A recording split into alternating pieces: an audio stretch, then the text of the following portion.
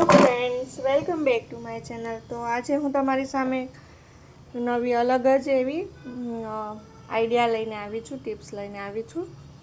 તો જે જૂની કુર્તી હોય છે, ઘણી વખત આપણે જવા દેતા હોઈએ છીએ, તો તેનો આપણે શું રીયુઝ કરી શકીએ તે તમે આ વિડીયોમાં જોઈ શકશો. તો કુર્તીનો તો આપણે ઉપયોગ કરીએ છીએ, પણ તેની સ્લીવ હોય છે તેને પણ આપણે ઘણી વખત જવા દેતા હોય છે, તો આપણે તેનો પણ ઉપયોગ કરી લઈએ.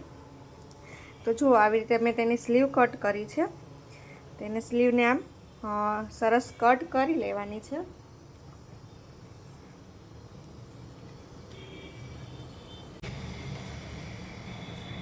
તો સ્લીવના પણ ઘણા એવા ઉપયોગ છે, તો એ આપણે જોઈ લઈએ. તો આમ કટ કરી લઈએ, ત્યારબાદ તેને જે એમાં નીચેની સાઈડથી છે તેને આપણે સિલાઈ, ઘણી વખત બધા કરતા હોય પણ આપણે આમાં સિલાઈ નથી કરવાની. હું તમને એક નવો આઈડિયા આપવાની છું. સિલાઈ કર્યા વગર જ આપણે ઇઝીલી ફટાફટ એ ઉપયોગમાં લઈ શકીએ તેવી રીતે આપણે કરી શકીએ. તો જુઓ, આમાં ઉપરના ભાગમાં જે આપણે સ્લીવમાં હોય છે તેમાં આપણે એક નાળી પરોવવાની છે અને નીચે આવી રીતે સ્ટેપલર પિન યુઝ કરવાની છે, જેથી સોય દોરાની જરૂર નથી પડતી કે મશીનની જરૂર નથી પડતી. સ્ટેપલર પિન કરી દઈએ એટલે જુઓ, ફટાફટ બની ગયું છે.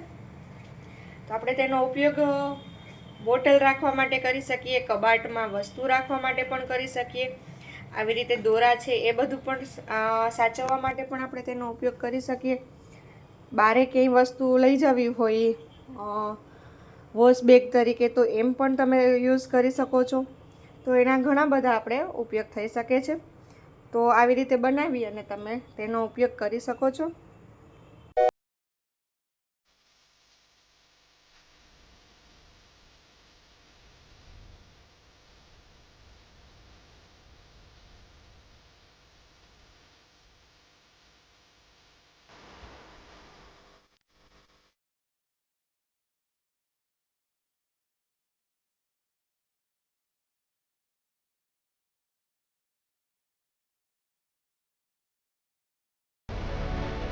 તો ફ્રેન્ડ્સ, આપણે હવે સ્લીવનો ઉપયોગ તો જોઈ લીધો. તો હવે વધી છે કુર્તી. તો કુર્તીના ઉપરનો ભાગ છે જે તેને પણ આપણે ઉપયોગમાં લઈ લઈએ. તો જુઓ, મેં આવી રીતે ગોળ તકિયાનું કવર લીધું છે. તો આપણે તેમાંથી તેને ગોળ તકિયાનું કવર બનાવી લઈએ. એક કુર્તીમાંથી 2-3 વસ્તુ તમે બનાવી શકો છો, 4-5 વસ્તુ બનાવી શકો છો. તમે તમારા આઈડિયાઝ પરથી ઘણી બધી વસ્તુમાં તમે બનાવી શકો છો. તો જુઓ, અમે આવી રીતે તેના કુર્તીનો ઉપરનો ભાગ છે તેને આપણે આવી રીતે કવર બનાવી લઈએ તકિયાનું. તો એ તકિયાનું રાઉન્ડ શેપ મેં કવર માપનું લીધું છે. એવી રીતે મેં કવર બનાવ્યું છે. તો તમે કન્ટિન્યુ રાખો વિડીયો, જેથી તમને ખ્યાલ આવશે કે આખી જ કુર્તીનો ઉપયોગ આમાં વિડીયોમાં બતાવવામાં આવ્યો છે. તો 1 બાય 1 એ આવ્યા રાખશે. તો જુઓ, આવી રીતે કવર બને છે.